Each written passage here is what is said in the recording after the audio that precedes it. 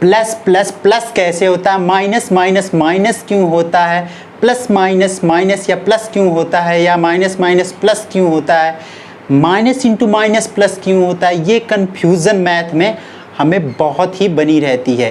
तो इस कन्फ्यूजन को हम इस क्लास में अच्छी तरह से दूर करेंगे।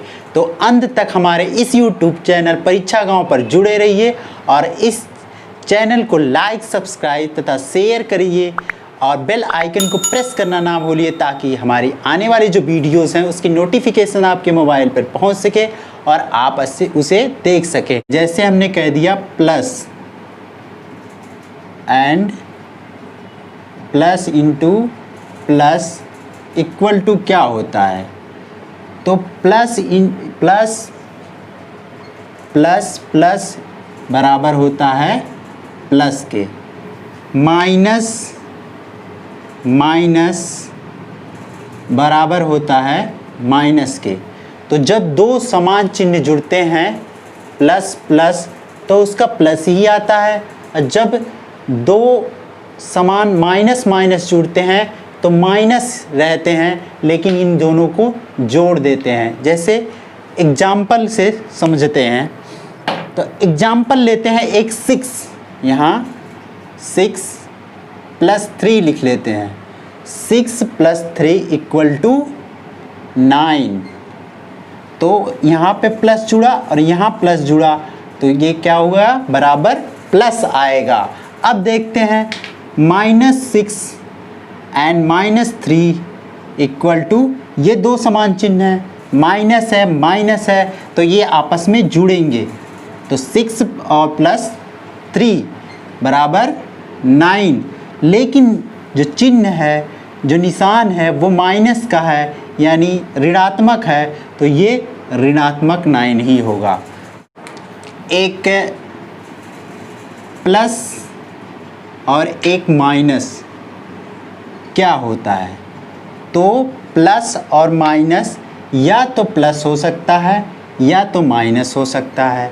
और दूसरा दे दें हम माइनस प्लस, तो माइनस और प्लस इक्वल टू या तो माइनस हो सकता है या तो प्लस हो सकता है। कैसे, 8 प्लस 8 -3 इक्वल टू 8 में से 3 घटाएंगे तो आंसर 5 आएगा।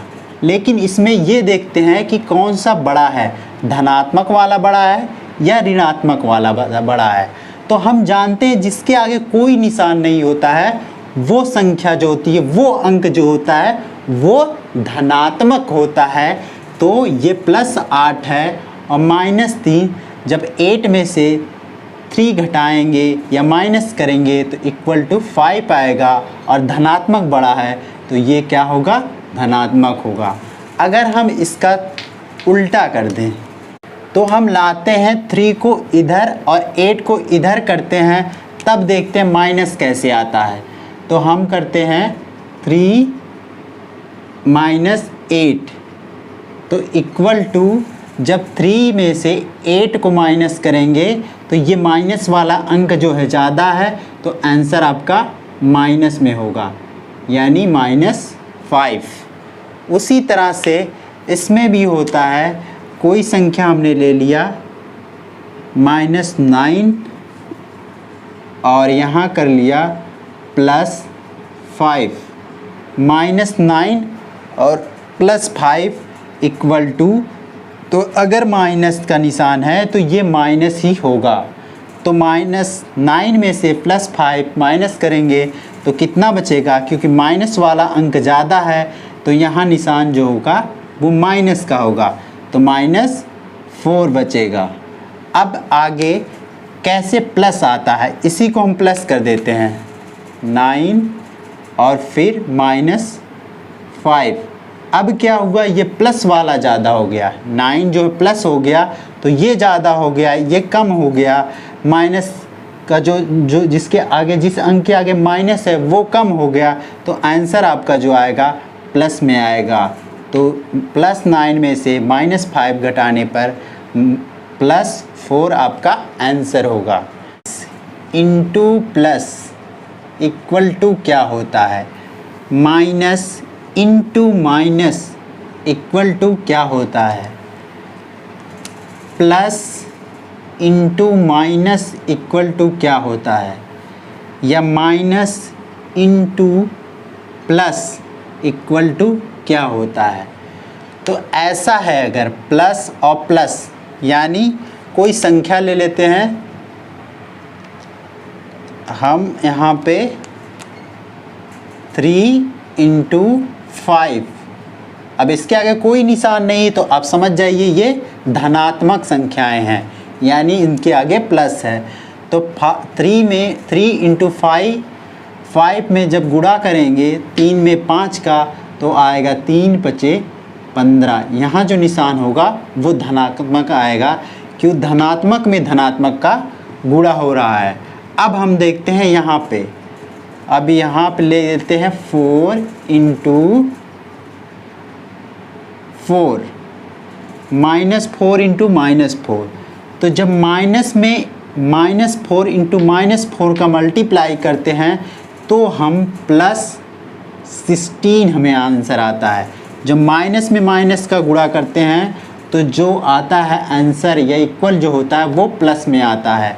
अब हम करते हैं जैसे एग्जांपल 9 इंटू -3 प्लस 9 इंटू -3 क्या होगा, तो जब प्लस में माइनस का मल्टीप्लाई करते हैं तो आंसर हमेशा माइनस में आता है।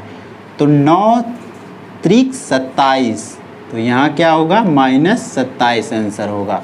अब एक एग्जांपल से इसको समझते हैं, 8 इंटू 9, तो जब माइनस का मल्टीप्लाई करते हैं प्लस में तब भी माइनस आता है, तो इसका आंसर होगा 9 में जब 8 का गुणा करेंगे तो 9 8 72, और यहाँ जो निशान होगा वो माइनस का होगा।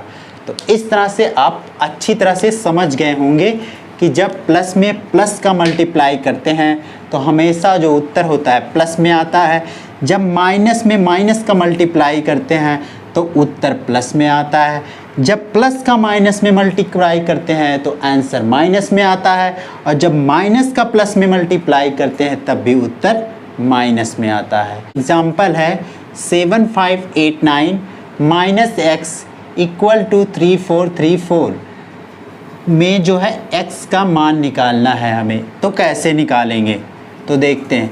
पहले लिख लेते हैं 7589, अब हम इसको इधर ले जाएंगे, यानी x को इधर ले जाएंगे और इसको इधर ले जाएंगे।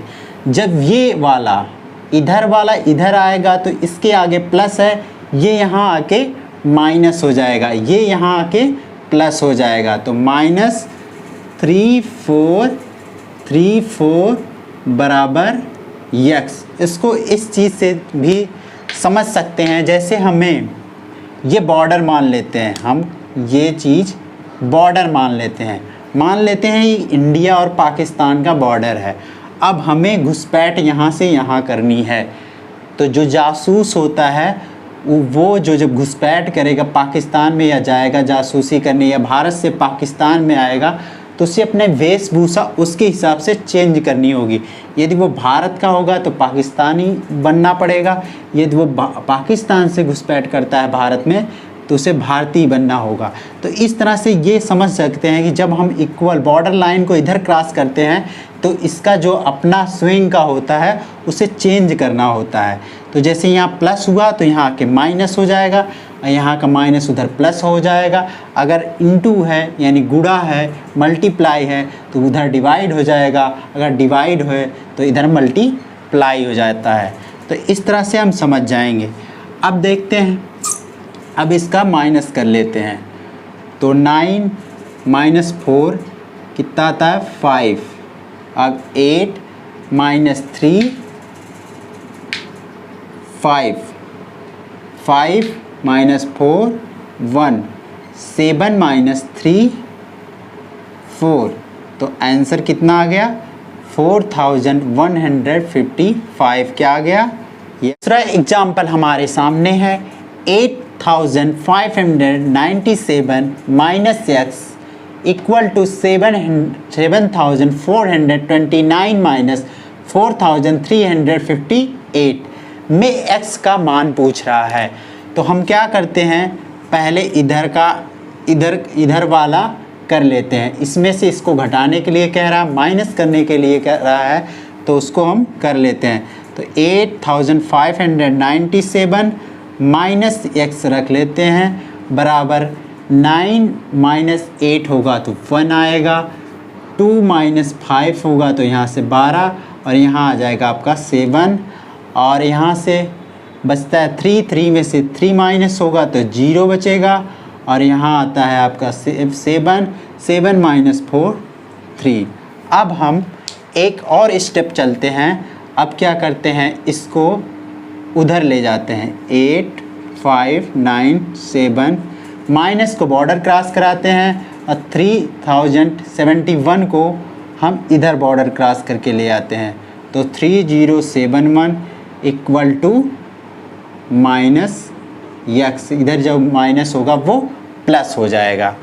अब हम इसको घटा लेते हैं तो 7 माइनस 1 होगा 6 और 9 में से 7 जाएगा तो बचेगा 2 और 5 में से 0 जाएगा बचेगा 5 और 8 में से 3 जाएगा बचेगा 5।